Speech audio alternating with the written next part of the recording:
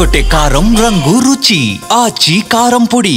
ఏపీకి తుఫాను ముప్పు తప్పినా వానలు మాత్రం వీడడం లేదు. బంగాళాఖాతంలో ఏర్పడిన దిత్వా తుఫాను బలహీనపడి తీవ్ర వాయుగుండంగా తర్వాత వాయుగుండంగా మారిన దాని ప్రభావంతో వానలు పడుతున్నాయి.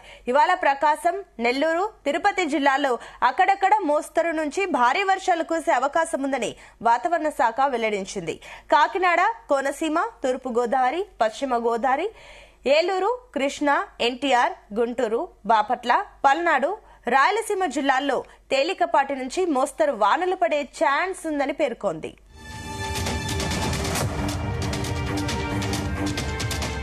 ఇదే అంశానికి సంబంధించి మరిన్ని డీటెయిల్స్ మా కరెస్పాండెంట్ రామచంద్రన్ అందిస్తారు. రామచంద్రన్. Good morning Sunitha. ఏపీకి తుఫాన్ ముప్పు తప్పినా కూడా వానలు మాత్రం వీడటం లేదని చెప్పుకోవచ్చు. బంగాళాఖాతంలో ఏర్పడిన దిత్వా తుఫాను బలహీనపడి తీవ్ర వాయుగుండంగా తర్వాత వాయుగుండంగా మారిన దాని ప్రభావంతో వర్షాలు భయంకరంగా అయితే పడుతూనే ఉన్నాయి. ఈ ఏదైతే సముద్ర తీరానికి దగ్గరగా ఉన్నటువంటి ప్రాంతాలలో ఎడతెరపలేని వర్షాలు, అలాగే మంచు ఎక్కువగా కురుస్తూ ఉంది.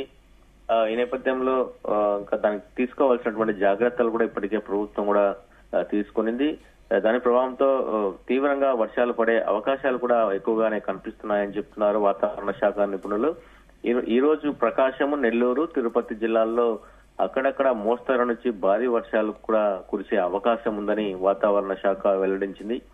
కాకినాడ, కోనసీమ, తూర్పు గోదావరి, పశ్చిమ గోదావరి, ఏలూరు, కృష్ణా, ఎన్టీఆర్, గుంటూరు, బాపట్ల, పల్నాడు జిల్లాలతో పాటు రాయలసీమ జిల్లాల్లో కూడా తేలికపాటి నుంచి మోస్తరు వానలు కూడా పడే ఛాన్స్ ఉందని చెప్పి కూడా వాతావరణ శాఖ అయితే చెప్తుంది.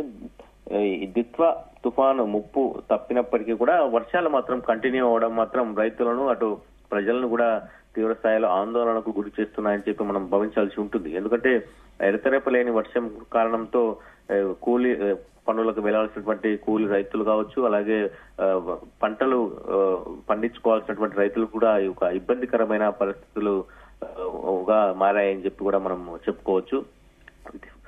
రాష్ట్రంలోని పలు ప్రాంతాల్లో కూడా భారీ నుంచి మోస్తరు వర్షాలు కూడా కురిసే అవకాశాలు ఉన్న నేపథ్యంలో రాష్ట్ర విపత్తుల నిర్వహణ సంస్థ కూడా హెచ్చరికలు కూడా జారీ చేయడం కూడా జరిగింది.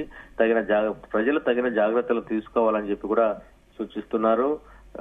మరి ఏదైతే తుఫాను మరింతగా బలహీనపడి వాయుగుండంగా మారుతోందని చెప్పి కూడా చెప్తున్నటువంటి పరిస్థితి ఉంది. ఇది ప్రస్తుతం నైరుతి, పశ్చిమ మధ్య బంగాళాఖాతాలను ఆనుకుని కొనసాగుతోందని చెప్పి కూడా చెప్తున్నారు.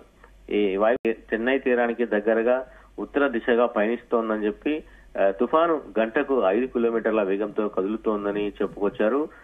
తుఫాను ప్రభావంతో ఈ రోజు పూర్తి స్థాయిలో ప్రకాశం, నెల్లూరు, ఇటు తిరుపతి జిల్లాల్లో మోస్తరు నుంచి భారీ వర్షాలు కూడా కురుస్తాయని చెప్పి కూడా చెప్తున్నటువంటి పరిస్థితి అయితే కనిపిస్తోంది.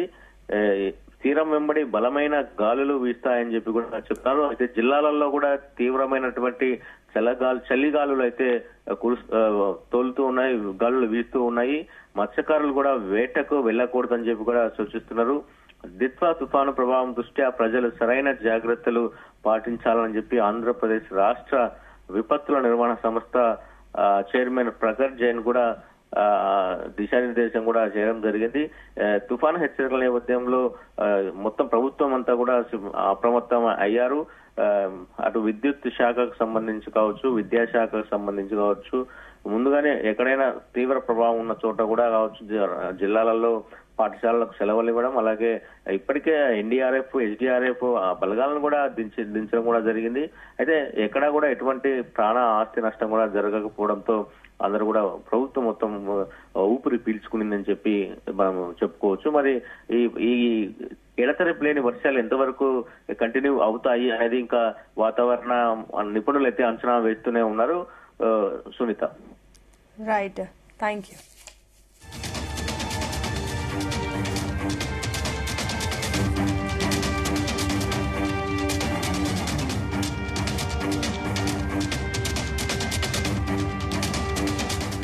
గుమగుమల వంటలే వంటలే అదరగొట్టే కారం రంగు రుచి ఆచి కారం పొడి.